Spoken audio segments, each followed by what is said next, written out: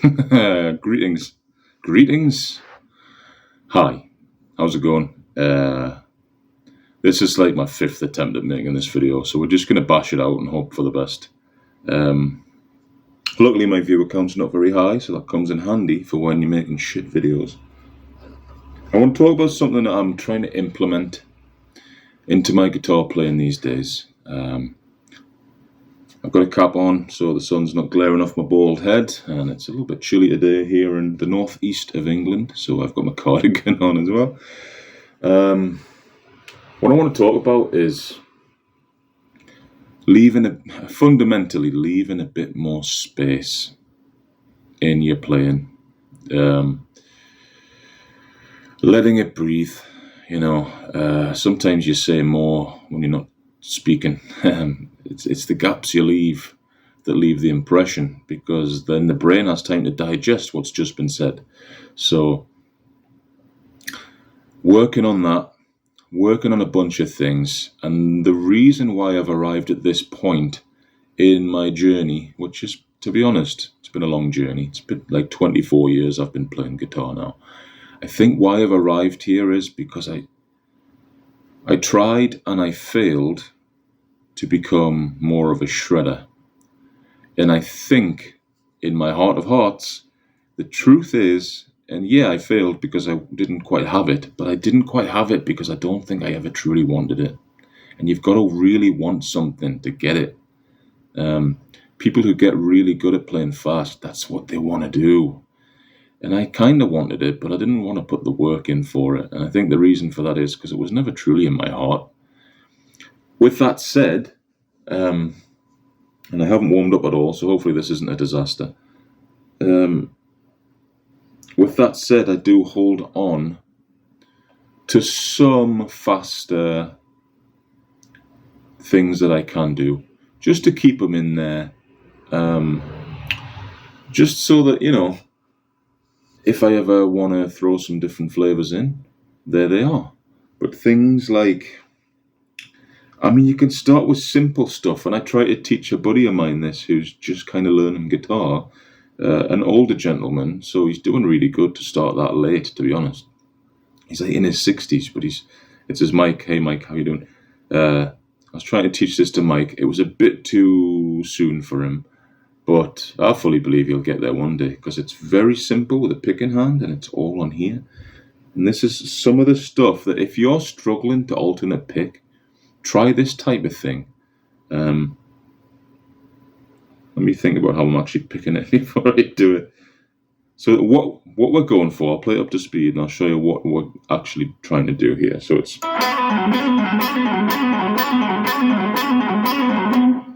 it's basically just.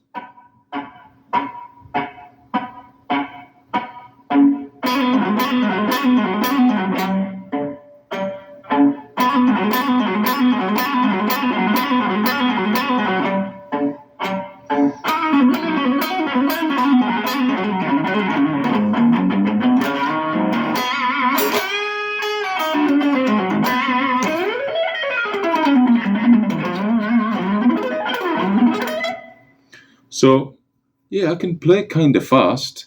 To people who don't play guitar and to some sort of, intermediate or beginners, that probably sounds quite fast and quite good. Advanced players know different. They know that that's kind of simple levels of shred stuff. But if it sounds good, it's good, right? And you put this into the context of a song in a solo, and you can make it work if you choose where you're putting it correctly. So I think where I'm at now is hold on to that, but really start to lean into leaving space and working on the phrases, working on just having something worth saying and saying it properly. Because I've always had, and this is why I think I've arrived here, because I've always had pretty good intonation. I've always had compliments about my vibrato. And I just feel like I have a good sense of, maybe a good sense of drama. Maybe maybe that's what it is. But just because I like dramatic kind of music that sounds like it means something, whether it's emotional or whether it's powerful, I like it to sound meaningful. And the same with like films I watch as well. I just like things that mean something. Otherwise, it's just fluff, kind of. But which is fine. That's fine.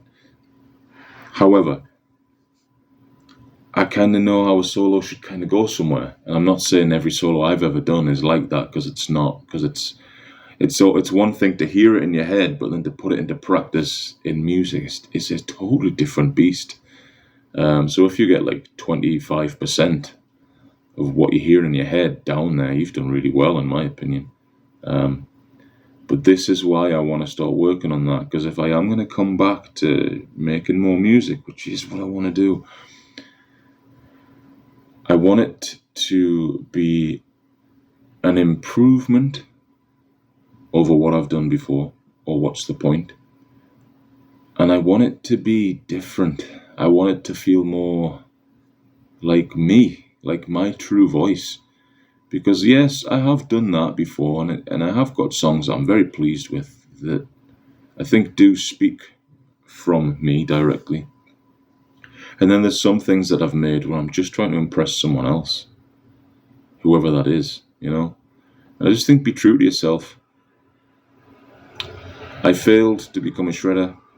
It just didn't quite happen. The fingers weren't there. Also, the way I hold the pick, I think, holds me back quite a bit as well, because I naturally just started holding it like this. And I know you're supposed to kind of, like get it into the thumb and kind of get it like that, but I can't do that. It feels so wrong to me now after so long, over 2 decades of holding it like this. So I am what I am, and I think maybe that's all right. You don't have to be super fast. You don't have to be super slow. You can be in the middle somewhere, as long as you're speaking your own mind. You're speaking what you want to say. I think that's fine. And another thing that actually came along at a good time, Rob Chapman, the Chappers, posted a video, I think it was yesterday, at the time I'm making this. And he talked about why he doesn't play guitar anymore. I don't think he meant in that moment, but basically getting your mojo back and getting the passion back. And he was talking about how it comes from music. And he's right. He's right. He's not an idiot. He's done this for a long time. He understands. Like I think a lot of us do. And what was funny was, he said, go on YouTube and just search backing track and just play along to it with whatever you have on you at the moment. And this is the only guitar I have right now. I'm playing through the pod with a couple of pedals on the floor. Nothing crazy, just an overdrive and a noise reduction pedal. It's a SD1, Boss SD1, and a Rocktron Hush 2X. I just don't like the noise. Still get it anyway. Don't know why. Never mind. He said just search for a backing track and play along to it. And I think that's great advice. And I do that. And sometimes I'll record it just raw through the phone with the camera, like where I can get it in between the guitar and the music. What was funny about that, when he looked up backing tracks, is he clicked on the one backing track that's my absolute favourite backing track. And it's from Elevated Jam Tracks. I won't play that one today because I think I've got a video of me playing again along to that already on the channel. So I won't do that one, but I just thought that was funny. So what I've got one ready to go here. It's my phone's in the way, so excuse me. It's a sweet, ethereal ballad guitar backing track jam in E. And the last time I tried filming this, I thought he just meant E minor, so I tried playing an E minor. It was all over the place. And I'm also in E flat anyway, so I was like, he means E major, so we'll play an E major. Luckily, that's actually in the position of D for me right now, which works a treat. Because obviously, and this took me about 10 years to realise as well, no one really teaches this, so I'll teach you right now real quick. If you're like a beginner, or maybe even an intermediate, right, and you know where your E minor is,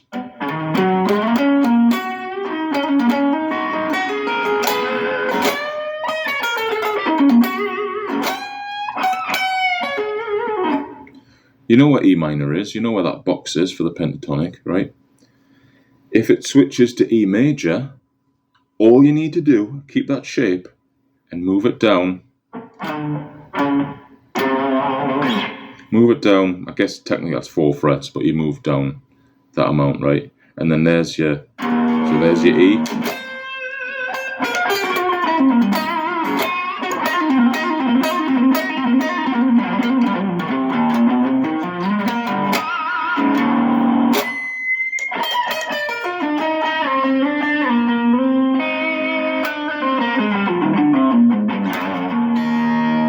E major, right? Back to minor.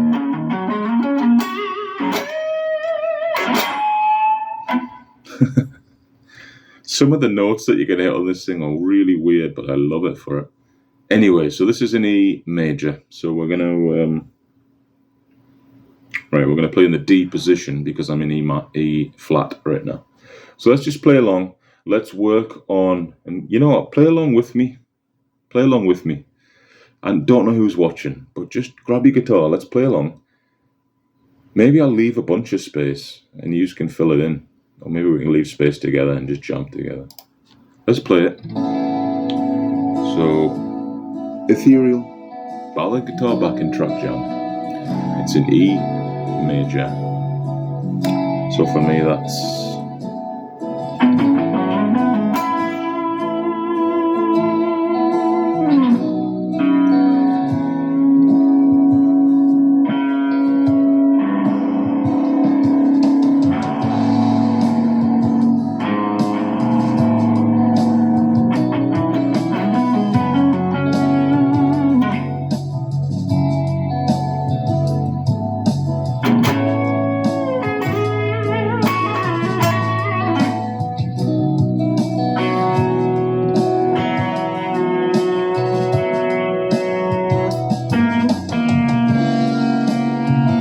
Sorry about that, let's crack on.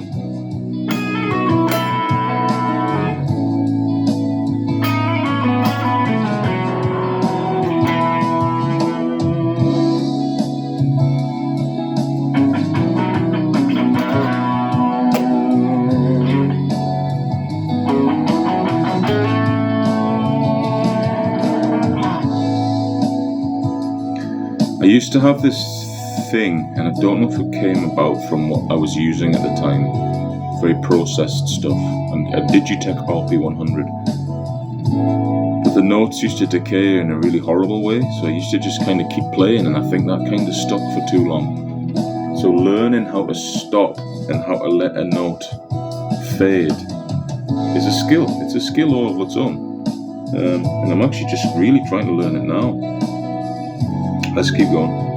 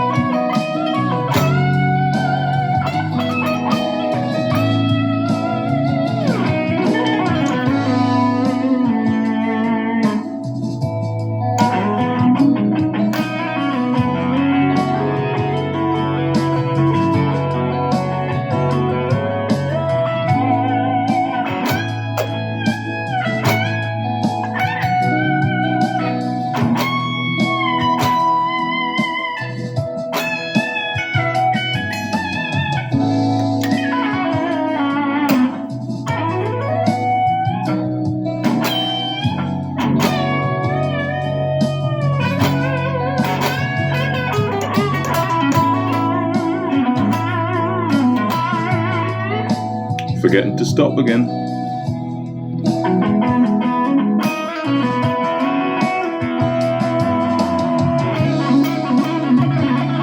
It's a bit too fast for me, that.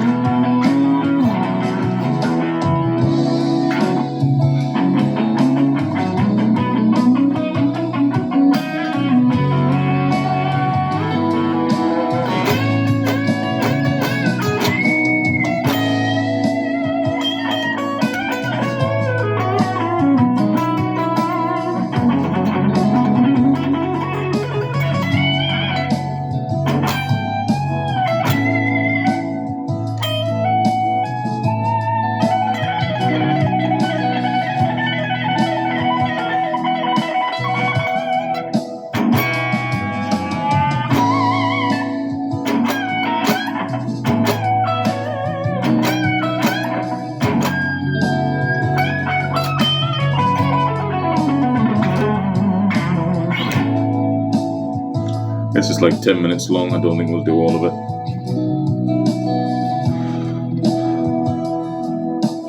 Tell you what I'm going to do. I'm going to let it run. It's got about 4 minutes left. I'm going to let it run. And I'm going to hold back. And if you guys want to pick a guitar and play, you have a little play. I'm just going to hold back on some sort of rhythmic stuff.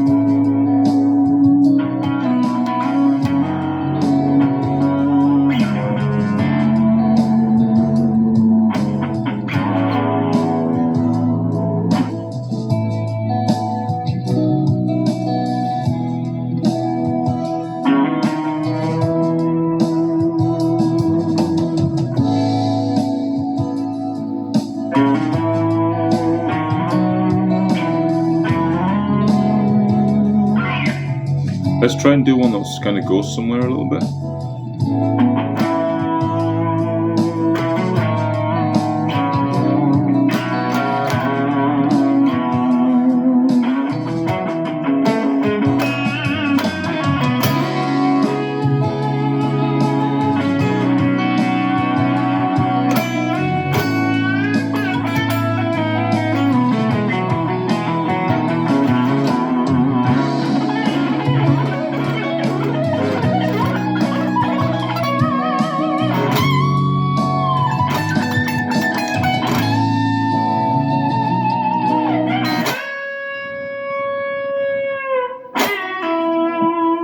Couldn't have timed that any better.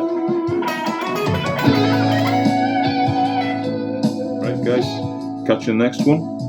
Hope some of this was useful. It's just my journey. Thought I'd share it because everyone else does. You know, why is mine not worth that as well? You know what I mean? Usually I don't post because I think no one gives a shit, but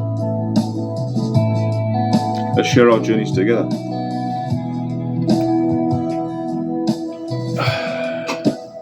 Thanks for watching, and I'll see you soon. Just going to press the stop button there.